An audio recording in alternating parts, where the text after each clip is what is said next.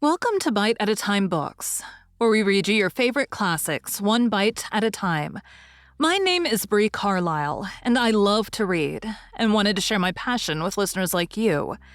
Be sure to follow the show on your favorite podcast platform so you get all the new episodes. Or you can follow the show on YouTube, where we have playlists for all the stories. You can find us on all the social medias at Bite at a Time Books, or on our website, biteatatimebooks.com, where you can also sign up for our newsletter for more information on what we're reading and what's coming next for the podcasts. We're part of the Bite at a Time Books Productions Network. If you'd also like to hear what inspired your favorite classic author to write their novels, and what was going on in the world at the time, check out the Bite at a Time Books Behind the Story podcast, Tuesdays, wherever you listen to podcasts. Today we'll be continuing Dracula by Bram Stoker. Chapter 17. Bite 1. Dr. Seward's diary continued. When we arrived at the Berkeley Hotel, Van Helsing found a telegram waiting for him. Am coming up by train. Jonathan at Whitby. Important news. Mina Harker. The professor was delighted. That wonderful Madame Mina, he said. Pearl among women. She arrived, but I cannot stay. She must go to your house, friend John. You must meet her at the station. Telegraph her en route so that she may be prepared. When the wire was dispatched, he had a cup of tea. Over it, he told me of a diary kept by Jonathan Harker when abroad, and gave me a typewritten copy of it, as also of Mrs. Harker's diary at Whitby. Take these, he said, and study them well. When I have returned, you'll be the master of all the facts, and we can then better enter on our inquisition. Keep them safe, for there is in them much of treasure. You will need all your faith, even you who have had such an experience as that of today. What is here told? He laid his hand heavily and gravely on the packet of papers as he spoke. May be the beginning of the end to you, and me, and many another. Or it may sound the knell of the undead who walk the earth. Read all, I pray you, with the open mind. And if you can add in any way to the story here told, do so. For it is all important. You've kept diary of all these so strange things, is it not so? Yes. Then we shall go through all these together when we meet. He then made ready for his departure, and shortly after drove off to Liverpool Street. I took my way to Paddington, where I arrived about 15 minutes before the train came in.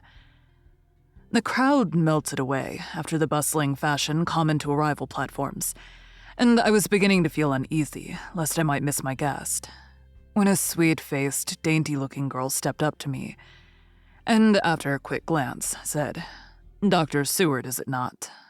"And you are Mrs. Harker," I answered at once. Whereupon she held out her hand. "I knew you from the description of poor dear Lucy, but—" She stopped suddenly, and a quick blush overspread her face. The blush that rose to my own cheeks somehow set us both at ease, for it was a tacit answer to her own. I got her luggage, which included a typewriter, and we took the Underground to Fenchurch Street, after I had sent a wire to my housekeeper to have a sitting room and bedroom prepared at once for Mrs. Harker. In due time, we arrived. She knew, of course, that the place was a lunatic asylum, but I could see that she was unable to repress a shudder when we entered. She told me that if she might, she would come presently to my study, as she had much to say. So here I am, finishing my entry in my phonograph diary, whilst I await her. As yet, I have not had the chance of looking at the papers which Van Helsing left with me, though they lie open before me. I must get her interested in something, so that I may have an opportunity of reading them. She does not know how precious time is, or what a task we have in hand. I must be careful not to frighten her. Here she is. Mina Harker's journal. 29 September. After I had tidied myself, I went down to Dr. Seward's study. At the door, I paused a moment, for I thought I heard him talking with someone. As, however, he had pressed me to be quick, I knocked at the door, and on his calling out, "Come in," I entered. To my intense surprise, there was no one with him. He was quite alone. And on the table opposite him was what I knew at once from the description to be a phonograph. I had never seen one, and was much interested. "I hope I did not keep you waiting," I said. "But I stayed at the door as I heard you talking, and thought there was someone with you." "Oh," he replied with a smile. "I was only entering my diary." "Your diary?" I asked him in surprise. "Yes," he answered. "I keep it in this." As he spoke, he laid his hand on the phonograph. I felt quite excited over it and blurted out, "Why, this beats even shorthand. May I hear it say something?" "Certainly," he replied with alacrity, and stood up to put it in train for speaking. Then he paused, and a troubled look overspread his face. "The fact is," he began awkwardly, "I only keep my diary in it, and as it is entirely, almost entirely, about my cases, it may be awkward. That is, I mean..." He stopped, and I tried to help him out of his embarrassment.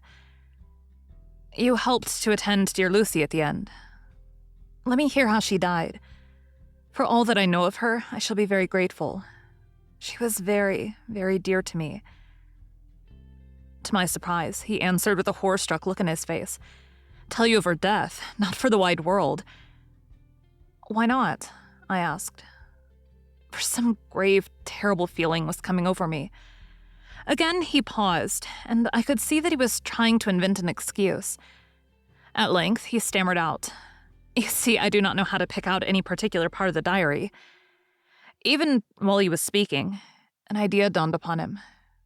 And he said with unconscious simplicity, in a different voice, and with the naivety of a child, "That's quite true, upon my honor, honest Indian." I could not but smile, at which he grimaced. "I gave myself away that time," he said. "But do you know that, although I've kept the diary for months past, it never once struck me how I was going to find any particular part of it in case I wanted to look it up. By this time, my mind was made up that the diary of a doctor who attended Lucy might have something to add to the sum of our knowledge of that terrible being, and I said boldly, 'Then, Dr. Seward, you had better let me copy it out for you on my typewriter.' He grew to a positively deathly pallor as he said, 'No, no, no, for all the world I wouldn't let you know that terrible story.' And then it was terrible. My intuition was right. For a moment, I thought, and as my eyes ranged the room, unconsciously looking for something or some opportunity to aid me, they lit on a great batch of typewriting on the table. His eyes caught the look in mine, and without his thinking, followed their direction. As I saw the parcel, he realized my meaning. "You do not know me," I said. "When you've read those papers, my own diary, and my husband's also, which I have typed, you will know me better. I have not faltered in giving every thought of my own heart in this cause. But of course you do not know me, yet, and I must not expect you to trust me so far." He is certainly a man of noble nature. Poor dear Lucy was right about him. He stood up and opened a large drawer, in which were arranged in order a number of hollow cylinders of metal covered with dark wax, and said, "You are quite right. I did not trust you because I did not know you. But I know you now. And let me say that I should have known you long ago. I know that Lucy told you of me. She told me of you too. May I make the only atonement in my power? Take the cylinders and hear them. The first half dozen of them are personal to me, and they will not horrify you. And then you will know me better. Dinner will by then be ready. In the meantime, I shall read over some of these documents and shall be better able to understand certain things." He carried the phonograph himself up to my sitting room and adjusted it for me.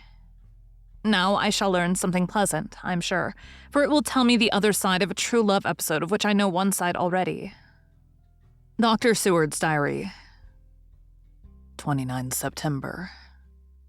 I was so absorbed in that wonderful diary of Jonathan Harker, and that other of his wife, that I let the time run on without thinking.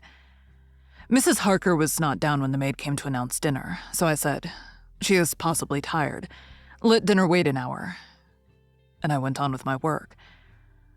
I had just finished Mrs. Harker's diary when she came in. She looked sweetly pretty, but very sad, and her eyes were flushed with crying. This somehow moved me much. Of late, I have had cause for tears, God knows. But the relief of them was denied me, and now the sight of those sweet eyes, brightened with recent tears, went straight to my heart. So I said as gently as I could, "I greatly fear I have distressed you." "Oh no, not distressed me," she replied, "but I have been more touched than I can say by your grief. That is a wonderful machine, but it is cruelly true. It told me in its very tones the anguish of your heart. It was like a soul crying out to Almighty God. No one must hear them spoken ever again. See, I have tried to be useful. I have copied out the words on my typewriter, and none other need now hear your heartbeat, as I did. No one need ever know. Shall ever know," I said in a low voice. She laid her hand on mine and said very gravely, "Ah, but they must." "Must? But why?" I asked. "Because it is a part of the terrible story. A part of poor dear Lucy's death and all that led to it. Because in the struggle which we have before us to rid the earth of this terrible monster, we must have all the knowledge and all the help which we can get. I think that the cylinders which you gave me contained more than you intended me to know. But I can see that there are in your record many lights to this dark mystery. You will let me help, will you not? I know all up to a certain point, and I see already, though your diary only took me to 7 September, how poor Lucy was beset, and how her terrible doom was being wrought out. Jonathan and I have been working day and night since Professor Van Helsing saw us. He has gone to Whitby to get more information, and he will be here tomorrow to help us. We need have no secrets amongst us. Working together, and with absolute trust, we can surely be stronger than if some of us were in the dark." She looked at me so appealingly, and at the same time manifested such courage and resolution in her being, that I gave in at once to her wishes. "You shall," I said. "Do as you like in the matter. God forgive me if I do wrong. There are terrible things yet to learn of, but if you have so far traveled on the road to poor Lucy's death, you will not be content, I know, to remain in the dark. Nay, the end, the very end, may give you a gleam of peace. Come, there is dinner. We must keep one another strong for what is before us. We have a cruel and dreadful task. When you have eaten, you shall learn the rest, and I shall answer any questions you ask, if there be anything which you do not understand, though it was apparent to us who were present." Thank you for joining Bite at a Time Books today, while we read a bite of one of your favorite classics. Again, my name is Bree Carlile, and I hope you join us tomorrow for the next bite of Dracula. If you enjoyed our show, be sure to follow us so you get all the new episodes. We would also love for you to drop us a rating on your favorite podcast platform. You can catch us on all the social medias at Bite at a Time Books, or check out our website, biteatatimebooks.com, where you can sign up for our newsletter. Our show is part of the Bite at a Time Books Productions Network. If you would also like to hear about the authors who write the books we read on the show, check out the Bite at a Time Books Behind the Story podcast, wherever you listen to podcasts, or on biteatatimebooksbehindthestory.com.